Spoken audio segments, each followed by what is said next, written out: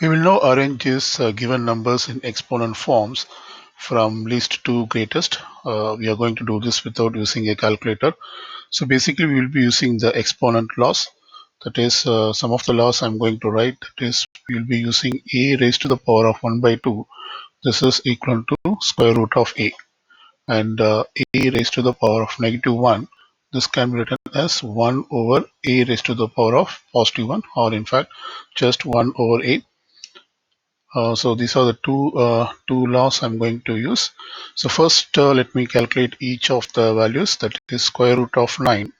This is equivalent to square root of 3 times of 3. I can write down 9 as 3 times of 3, which means now I have a pair inside the square root. I can factor out one of the 3 out of the square root when you take the square root. So that's basically the rule you apply when you take square root.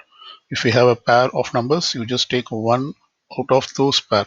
So which means the result of this is 3. We know that in fact we know this, it's very simple number, but this is the process that we find to find square root of any number. So square root of 9 equal to 3. Now let's move on to the next number, that is 1 by 9 quantity square. So this is equal to 1 by 9 multiplied with itself, because since the power is 2, we have to multiply the same number with itself one more time. So this is equal to 1 by 9 times of 9, which is equal to 1 by 81. 9 times 9 is 81. Let's move to the next number, which is 9 power 3 by 2. Can write down here. This is 9 power 3 by 2. Now I'm going to use one of this law, that is a raised to the power of mn, or in fact can set up this rule as a raised to the power of m by n.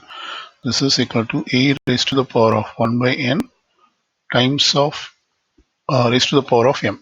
So therefore, if you use this rule, I can write down this first as 9 raised to the power of 1 by 2 raised to the power of 3, which means I can write down the 9 raised to the power of 1 by 2 as square root of 9 raised to the power of 3, which is square root of 9, and then you cube it. We know that the square root of 9 is 3, so basically this is 3 cube equal to 27. So let's move on to the next number, which is 1 by 9 raised to the power of negative 1. 1 by 9 raised to the power of negative 1. We can use this rule, which says a raised to the power of negative 1 is 1 over a. So therefore I write down this as 1 divided by 1 by 9 raised to the power of positive 1, or else it's just 1 by 9. Now you can use this rule of dividing by a fraction, which is basically you have to multiply with its reciprocal. So the reciprocal of 1 by 9 is 9 by 1, which is equal to 9. So now let's move on to the last one, that is 9 raised to the power of negative half. 9 raised to the power of negative half. So once again I use the previous rule or the same rule, this a raised to the power of negative 1. So it is equal to 1 by a. So now it's can be written as 1 divided by 9 raised to the power of positive half. So this can be written as 9 raised to the power of 1 by half is equal to square root of 9. So this is equal to, we know the square root of 9 is 3.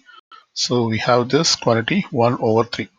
Now let's compare the values. We have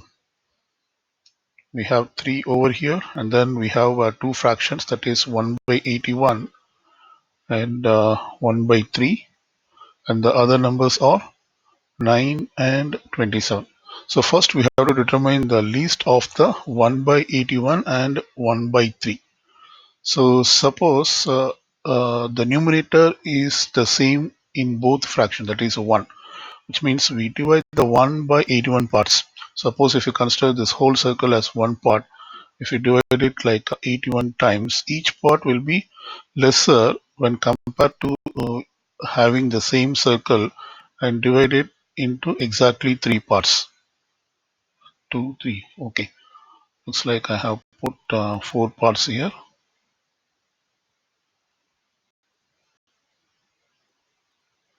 Just let me erase it. Let me redraw this, and we divide it into 3 parts. So we can represent it like this. and like this. So we have three parts over here. So now when you compare these two, this is the least. That is, if you divide a 1 over 81 when compared with dividing the same number 1 by 3, this 1 by 81 is the least. So out of these two fractions, 1 by 81 is the least. So that comes the first. So I'm going to put number 1 for this. This is the least of all the numbers. The corresponding is this quantity. That is, here I put 1. And then the next comes the 1 by 3. So the number represented is 9 raised to the power of minus 1. So this is the second. And other numbers are, we have 3, we have this 3, we have this 9, and we have this 27. So out of these three numbers, 3 comes the least compared to 9 and 27, which means the 3 is represented by square root of 9. So this is the third. And then comes in 9, which is represented by 1 by 9 power minus 1. So this is the fourth. And finally, this is the fifth. So let's write down in a proper order. We can put in the proper order from least to greatest.